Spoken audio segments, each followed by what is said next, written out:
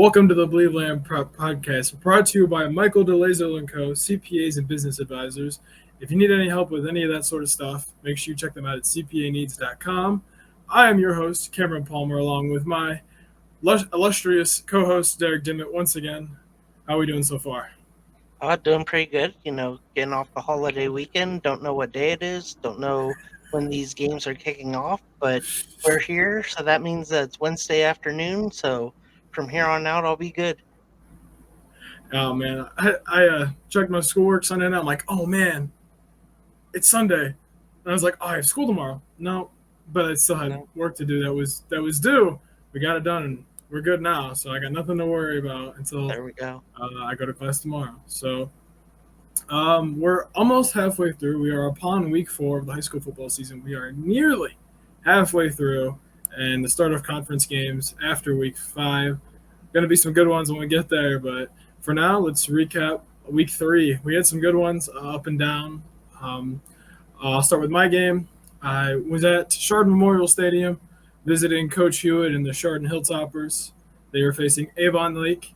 The Chardon run game drowns the Shoremen, as Chardon tends to do when they keep with it on the ground. I want to make note that last week, Chardon quarterback Will Francis rushed for over 200 yards. If you need a recap on that, go check out our episode from last week. Gave a rundown of everything, and so I talked to Coach Hewitt about it. I'm like, that's kind of crazy, a quarterback running for over 200 yards. He's like, no, the crazy part was our defense giving up 50 points.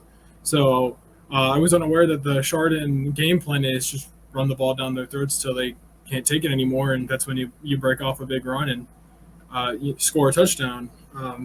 So I guess it's the defense that should have surprised me, not the 200 yards from a quarterback. Anyways, Francis did what he does, 17 attempts, 179 yards, and 2 touchdowns from a quarterback. He broke off a 70-yard touchdown run, I think third quarter, to kind of put it away, putting them up 28-10 being the final score. Vinny Colombi, 15 attempts, 123 yards, and 2 touchdowns as well. They combined for 302 yards and 4 touchdowns, scoring every point for the Hilltoppers, besides the extra points, obviously. Alexander Ash, I want to give another shout-out to him. His defensive player of the year season, if it was a thing in high school sports, continues. 10 total tackles, 9 solo tackles, and 3 sacks on Friday. And just his overall season stats, 43 total tackles, 29 solo tackles, 4 sacks, and 10.5 tackles for loss. He just continues to wreak havoc on opposing offenses. He has 20 more total tackles than anyone else on his team, about 16 more solo tackles than anyone else on his team, and 5 more tackles for loss than anyone else on the roster. So obviously when you're out there, make sure you find him, locate him, and probably game plan around him if you're the offensive coordinator. That's going to be lining up an offense across the way. Game plan around him. Don't run at him. Don't give him any chance to make any impact on the game, because that's just about what he does in every way. Shout out to Braden Maruna and Caleb Hewitt, 3 pass breakups each. And then AJ Bruce had an interception and then a sack. They lined him up at linebacker, came on a blitz, and he came up with a sack, both on the same possession. That brought them to 4th down, brought Avon Lake to 4th down. They converted, and then he picked off Avon Lake quarterback in the back of the end zone to give Chardon the ball back in the 4th quarter, I believe. And then to finish off my week 3 recaps, Garfield versus Normandy. The Godfather was there. Kevin Sleds, shout out to him. And shout out Garfield. They moved to 3-0. Eric Geddes keeps doing what he does, 7 of 8 passing, 142 yards, 2 touchdowns. And on the ground, 10 rushes, 145 yards, and 2 touchdowns. Common theme, he continues his phenomenal start to the season, both on the ground and through the air, scoring 4 total touchdowns on Friday. Keegan Sell, 10 attempts, 67 yards, 2 touchdowns, and a reception of 40 yards. And then Deacon Summer, 5 rushes, 47 yards, and a touchdown, and 2 receptions, 55 yards, and a touchdown. So everybody's getting a touch, scoring in the end zone. They roll over Normandy 52-13 to improve to 3-0. Uh, their coach is doing something right. I don't know what he's feeding those kids over there, but he's doing something right. Yeah. So, all right, I'm going to send this one over to you and let you give your recaps for the week. All right. Yeah. We had Michael Patterson out at Gilmore Academy to see the Lancers take on Hawken, and they defeated Hawken 41-10 thanks to a big third quarter. Andy Kavak had 2 touchdown receptions and added a big run of 42 yards in that third quarter to help the Lancers pull away from Hawken. And then we had Marshawn Powers. He was out in Avon seeing the Eagles take on the Glenville Tarblooders in a playoff rematch from last season that the Tarblooders won 27-21. This time it was Avon defeating Glenville 24-16. Quarterback Nolan Good was better than good, throwing 3 touchdown passes and amassing over 300 yards through the air. As for the game that I covered on the radio side, Massillon handled Mansfield pretty much start to finish. Running clock most of the second half. Never really a big battle there. So Massillon is going to be a team to reckon with. They have a big one, not this week, but the following week, week 5, St. Ed's. The Eagles come down to Stark County to Paul Brown Stadium to face off with the Tigers, and there's a lot of people thinking that those two teams will be making deep runs in the playoffs, and seeing both of them in person, I tend to agree. Just great programs all around, and this year is no different for either of them. And then back to you, Cam. Sorry, my mind Nope, blanked for you're a all second. good. It happens to the best of us. So our college football coverage got kicked off on Thursday night with yours truly.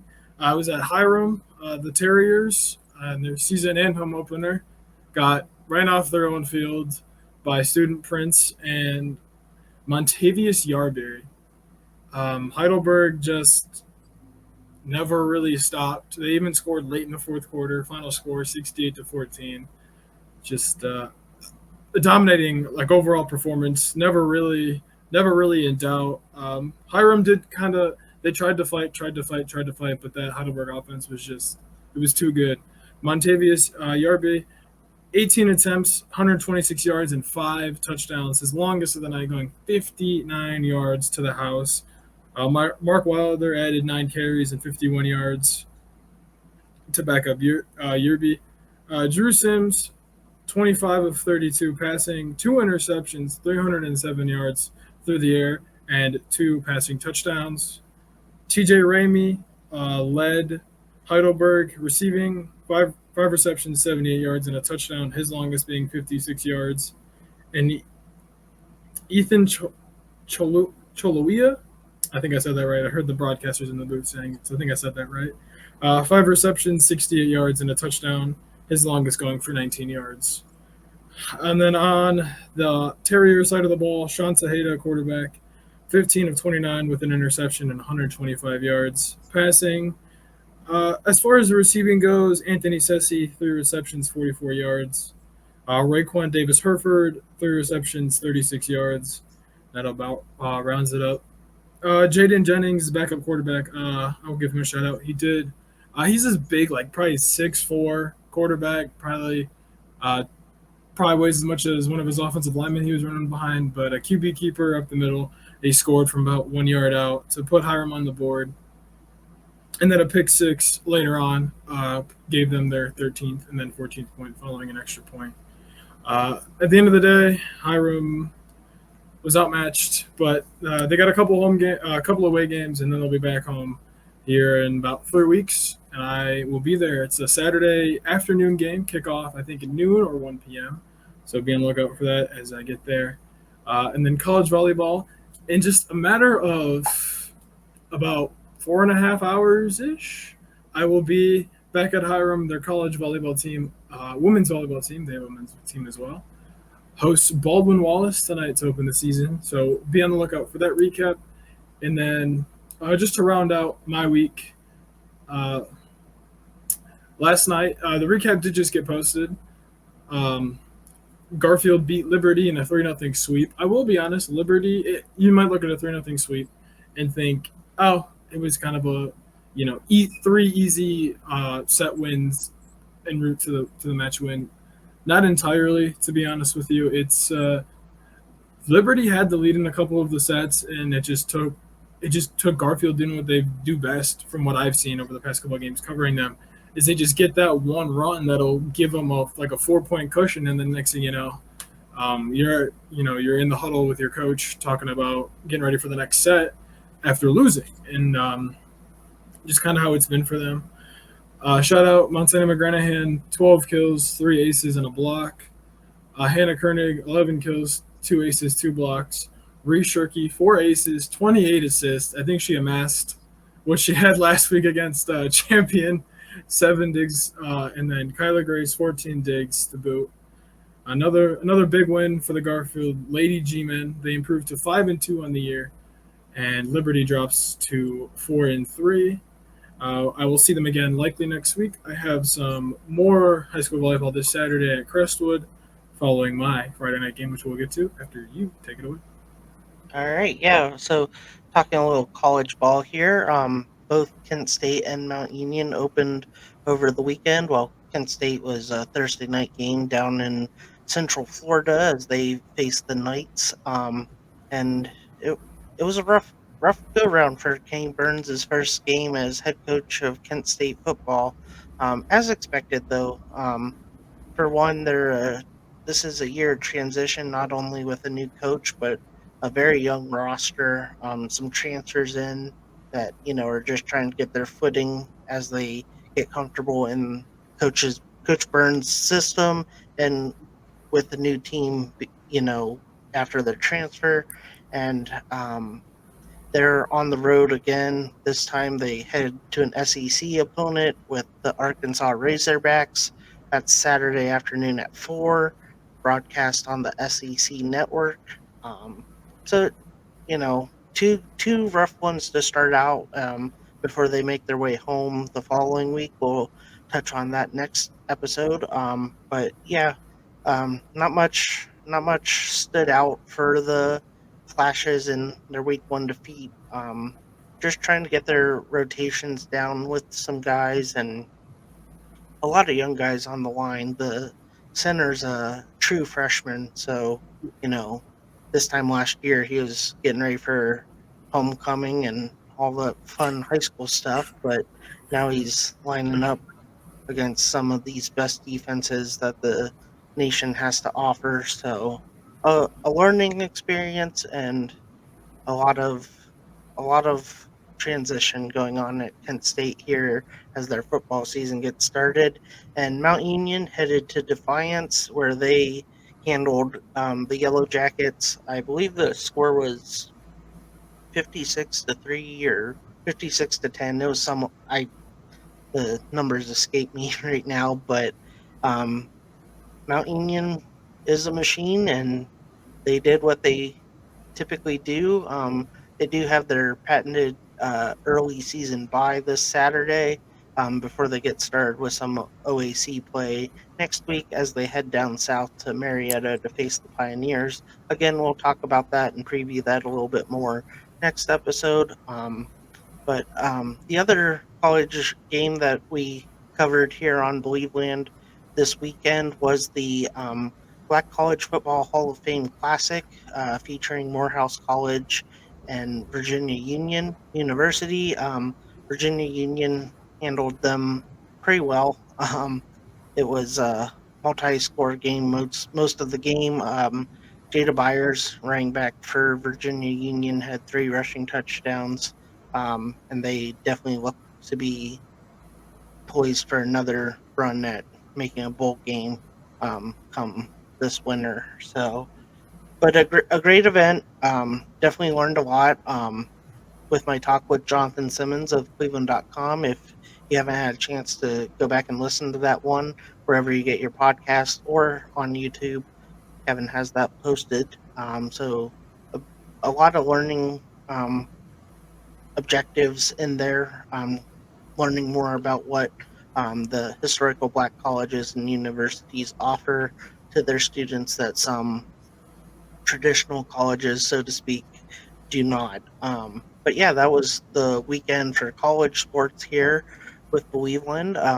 So now we'll shift to Friday Night Lights and where we will be, or as we discuss week week 4, right? Yeah, week 4 Yes. action. Yes. It's flying by. We'll It blink is. and it'll be playoff time, but It that really will means be. cooler weather, so I'm all for it. Whew. Before we move on to week 4, we have the players of the week, Division 1 through 4. Marquise Davis, running back from Cleveland Heights, 37 carries, 333 yards, and 4 touchdowns. Just video game numbers. Are we sure this isn't a Madden game? Right. Just want to make sure. That's what that looks like to me. Yeah, and talking about Madden and video game numbers, it was Marco Sorigliano of Colombia. He had 26 rushes for 245 yards and 4 touchdowns in their Week 3 victory. He is your Division 5 through 7 Believeland Media Player of the Week. So congratulations, Marco and Marquise. And I'm sure we'll be hearing from them more as the season goes on with the performances that they can put up on any given Friday. I'm going to go ahead and get us started here for week 4. I'll start off with my game. Edgewood will travel to Hawken. I got to say, shout out to Coach Elijah Cooper. I know you and I talked to him when we did the 7-on-7 between Cardinal Western Reserve, Edgewood, and I think maybe Champion was there, I believe. Yeah, I think it was Champion. The last one escaped me, but yeah. Yeah, I believe. Anyways, shout out to him. He's the head coach of an offense that enters week 4 3-0, averaging 53.6 points per game offensively. This week, surprisingly, they didn't score over 50. They scored 50 both weeks 1 and 2. But they do beat Harvey by 30, 48-18. Tony Hall, quarterback, 20 of 32 passing, 377 air yards, 6 passing touchdowns, and an interception. And then he had 1 carry, 5 yards, and a touchdown. So 7 total touchdowns on the day for the quarterback. Zeke Lucas, 8 carries, 50 yards. Zach Carlton Hull had 2 carries, 42 yards, and then 4 receptions, 83 yards, and 2 touchdowns. And then Ben Schwartfigure Jr., 3 receptions, 44 yards, and a touchdown. Anthony Hunt, 7 receptions, 139 yards, and a touchdown. Jacob Ernst had 5 receptions, 104 yards, 2 touchdowns, an interception, and a fumble recovery for a touchdown. So doing it on both sides of the ball in big ways. And then Hunter Brett, 2 interceptions and 1 passes defense. Seems like he can play a ball well. Seems like a ball hawk. Just definitely some names I'm looking out for this week. Probably top to bottom on this list. Probably guys you're going to see me tweet about a lot and talk about a lot next week as I recap for the podcast. And then Hawken, they lost their rivalry game, the Battle of Gates Mills, to Gilmore Academy, 41-10.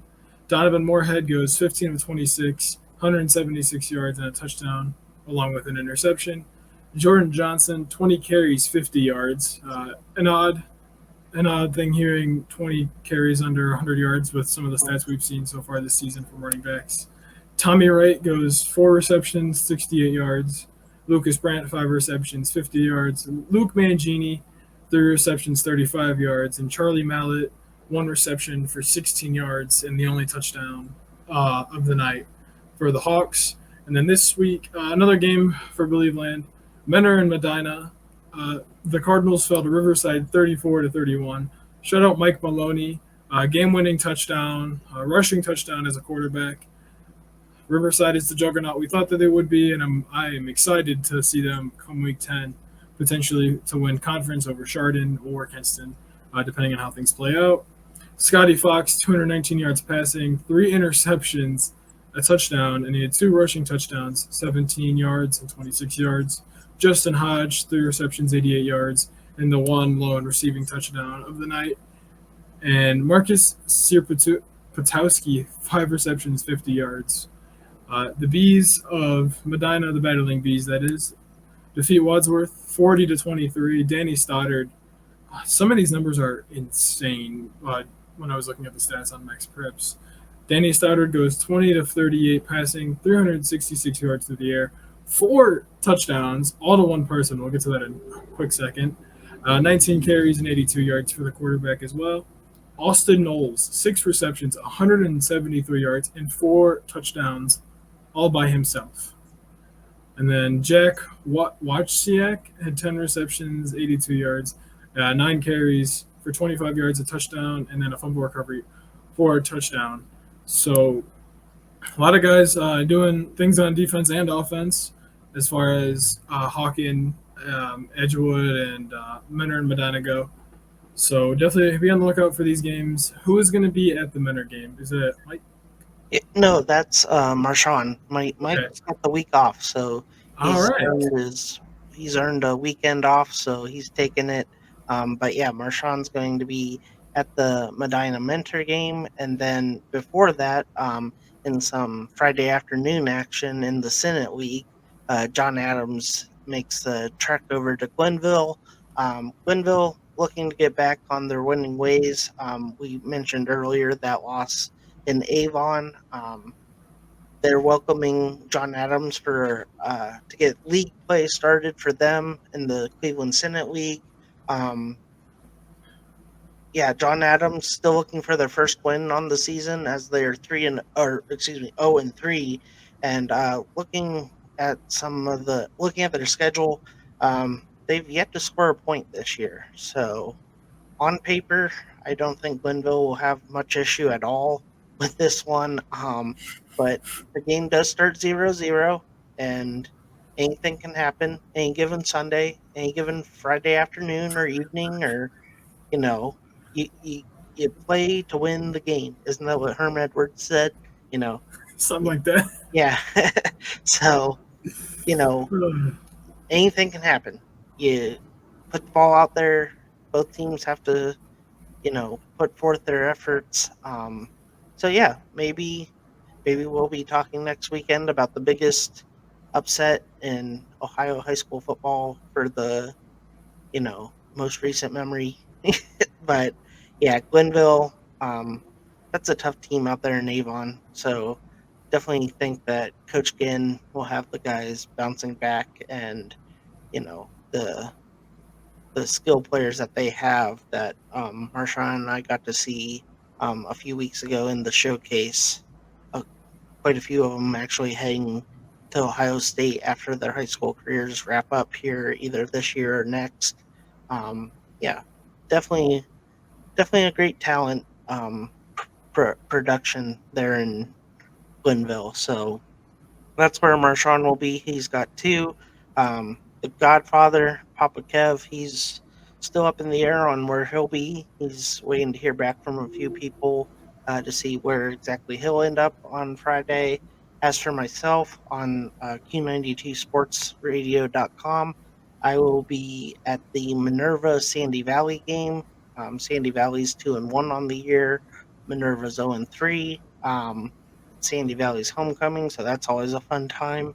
Get to crown a queen and a king, and then all that. High school stuff. Yeah, high school stuff. I graduated 15 years ago. Distant memory. Not that I ever went to a homecoming, but that's a story for another day.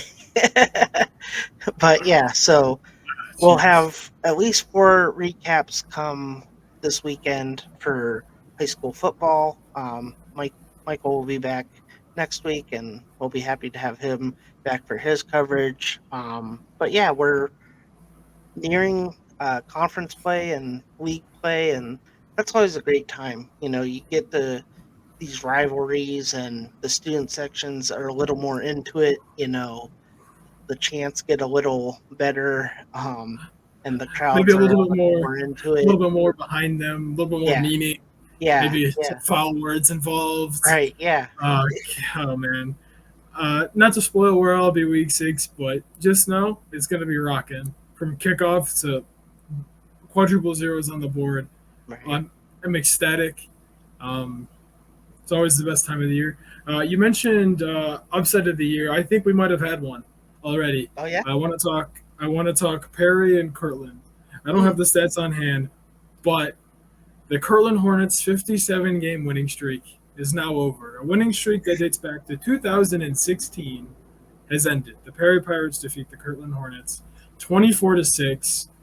A lot of people don't think that they can be beaten. They have been beaten, and I know every coach that has to play them in the CVC this year, Chris Perotti included, and Berkshire's head coach, everyone else top to bottom in the Valley Division, I should say. Most other teams outside of our division do not. I know they're looking at that like, hey, it can be done. It's hard to do. It takes a good team to do it, but we know it can be done. Probably one of the most shocking things I've seen happen in recent memory. Probably the next to it would be Chardon losing last year at any point. But to see Kirtland, a juggernaut that I've faced throughout my football, basketball, and baseball career, that you just don't beat. It's hard to beat them. They're coached well. They're disciplined very well. But I watched the game on CVC TV, and it was I didn't watch it during my game. Don't worry. I watched it after the fact. I was like, I got to see what happened. Right. Perry just came ready, and that's what you have to do when you face the juggernaut that is Kirtland. So the 57-game winning streak is now over. Their 56-game winning streak prior to that also ended. So they set a school record in week 3, and then week 2, and then it ends in week 3. So an end of a dynasty. Maybe we'll see what happens by the end of the winter. They might be hoisting another state championship trophy, as they tend to do. So as far as this week goes, we have everything covered. I mentioned my Crestwood volleyball. Be on the lookout for that. If you have not read my recap yet for the Garfield game, go check it out. It just got posted. Like I said, very good volleyball match. Plenty more to come. Hopefully next week I might start venturing out. Be on the lookout for that as well. So thank you guys for watching the Believeland Prep Podcast presented by Michael DeLazo & Co., CPAs and business advisors. Check us out on all your platforms, from Twitter to Instagram to not Snapchat, to Facebook, and anywhere you choose. Yeah, give it a little bit.